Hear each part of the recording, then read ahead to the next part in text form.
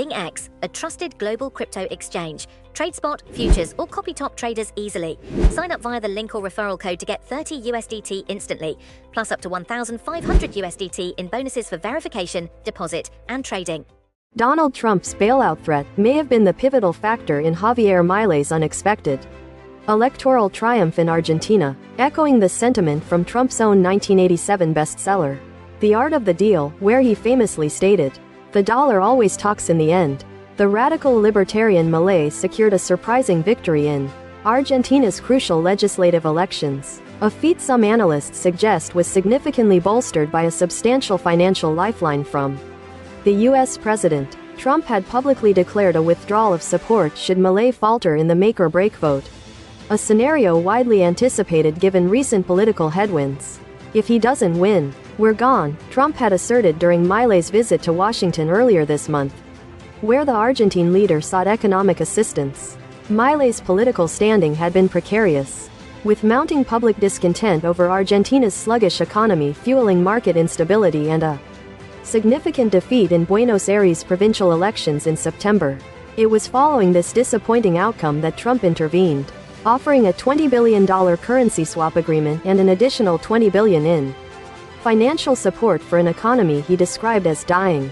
However, this substantial generosity was explicitly conditional on a strong performance in Sunday's vote.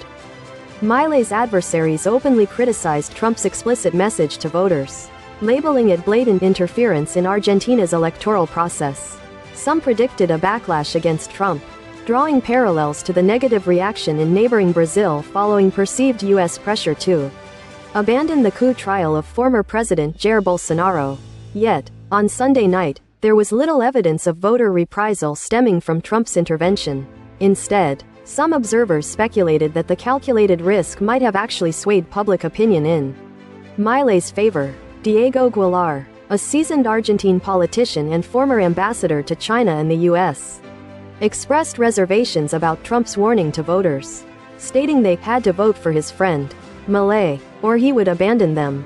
Despite his unease, Aguilar conceded that the U.S. president's direct intervention, while awful, appeared to have been effective, with voters seemingly accepting the need for American assistance and attributing the economic crisis to the opposition.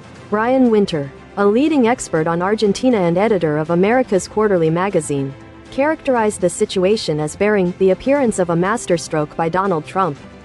He elaborated, "He threw a lifeline to somebody who was drowning at just the right moment." Milei's Libertarian Party, La Libertad Avanza, indeed secured a remarkable victory, capturing nearly 41% of the vote, a figure considerably exceeding expectations given recent corruption scandals and the deepening economic crisis. This performance stood in stark contrast to his Peronist rivals, who garnered 32%. The immediate aftermath saw Argentine bonds, stocks, and the national currency, the peso, experience a surge as Milei celebrated what he deemed a validation of his two-year shock therapy agenda. Winter continues to analyze the precise impact of Trump's $40 billion rescue package and pre-election admonition on the final outcome. However, the results underscore the persistent blame placed on the Peronist Party for years of economic turmoil. Even amidst growing disillusionment with Milei, Winter predicts, the way politics works, Trump will get credit for this. He elaborates, "It looks like a bold bet, and not just a bold bet. The appearance, at least, is that he showed the value of being an ally to Donald Trump. And this is a White House that is making more use of carrots and sticks in Latin America than any White House in probably 50 years. Trump's pronounced focus on Latin America, which also encompasses the highly debated naval deployment off Venezuela's coast, accusations of narco ties against Mexican leaders, threats to forcefully reclaim the Panama Canal, and the imposition of 50% tariffs on Brazil, may not be fostering widespread regional popularity beyond Milei's movement. Nevertheless, Winter believes these actions are influencing perceptions. For better or worse, he notes, he has helped cajole the Mexicans into a more active approach on security and migration. He has convinced the Panamanians to push the Chinese out of the proximity of the canal.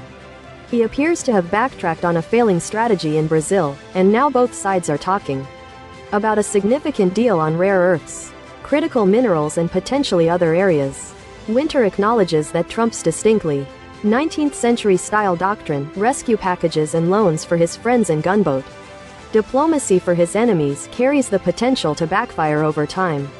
Yet, he concludes, for now, most of them are producing results. Most notably for Milei, now Trump's foremost regional ally. The scale of Sunday's victory was acknowledged via X, where he expressed gratitude to his North American underwriter. Argentina's president conveyed to Trump, "You are a great friend of the Argentine Republic," before concluding with a shared rallying cry. MAGA.